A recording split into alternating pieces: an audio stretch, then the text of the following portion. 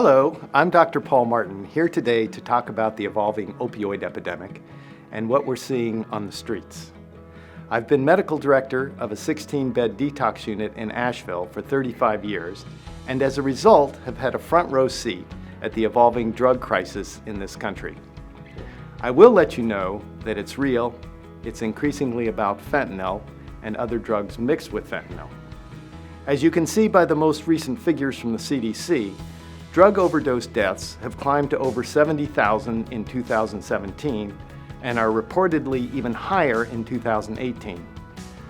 But as you take a look at the second graph, only 47,000 of those involved opiates, leaving 23,000 deaths due to other drug overdoses. It's this group I hope to shine a bit of light on today, in addition to the opiates. In this next graph, I want to take note of the light blue line that has skyrocketed since 2013. This represents the deaths involving fentanyl that keep rising and today is off the chart.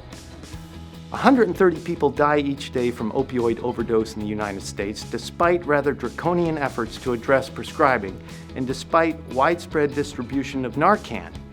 In fact, every year since 2012, the amount of prescribed narcotics have been reduced, and every year since 2012, the deaths from prescription narcotics alone have decreased.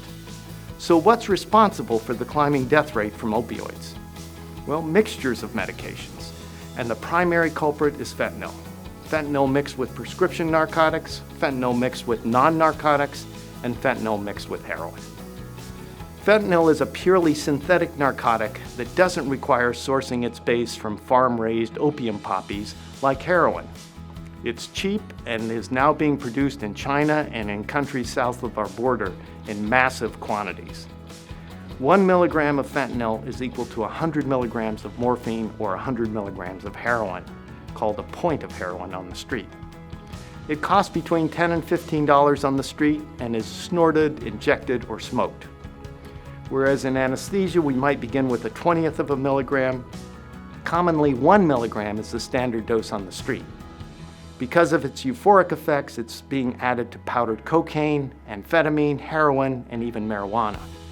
Many of the patients we admit to our detox unit who test positive for fentanyl have no idea that they were administering it to themselves. Fentanyl has many analogs, and some of those street analogs are much more potent, sometimes 100 times as potent as regular fentanyl. All this makes it extremely dangerous.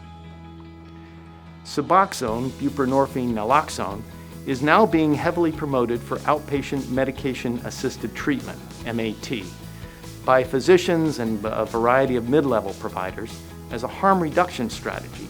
As a result, for better or for worse, there is a large amount of buprenorphine on the street. But it's very rare to see an individual admitted for detox who is abusing opioids exclusively. The non-opioids in play that are contributing to that 23,000 annual death rate and many of the opioid deaths include cocaine, amphetamines, benzodiazepines, and more recently, the gabapentinoids. I'll briefly address each. Cocaine is listed by the CDC as the next greatest cause of death after the opiates. But in Western North Carolina, we see a lot more amphetamine use disorder than cocaine use disorder. And this is likely due to simple economics. Amphetamines like fentanyl are purely synthetic, easy to make, and relatively inexpensive. A $10 to $15 dose of meth is equivalent to $50 to $100 dose of cocaine. And when either cocaine or methamphetamine is mixed with a narcotic, known on the street as a speedball or a powerball, a stronger high is experienced. More danger comes when the shorter-acting stimulant wears off and the unopposed narcotic can cause respiratory depression and death. We increasingly see Suboxone patients who've been co-diagnosed with ADD or ADHD and are prescribed Adderall rather than alternative ADD treatment. They can end up using this combination of Adderall and Suboxone as a prescription speedball for themselves and others. Benzodiazepines are frequently found in the mix of our patients with substance use disorders. Despite knowing of their addictive hazards since the 1980s, we find that there are prescribers still utilizing benzodiazepines in patients at high risk of addiction, for a variety of anxiety disorders that would be better treated with SSRIs. By themselves, benzos do have a low risk of respiratory arrest, but they have been found to be present in 30% of patients who die from opioid overdose. Because of this, in August of 2016, the FDA put a black box warning on the label of all benzodiazepines, warning against co-use in patients taking narcotics. The last medications I will address that are associated with abuse is the gabapentinoids.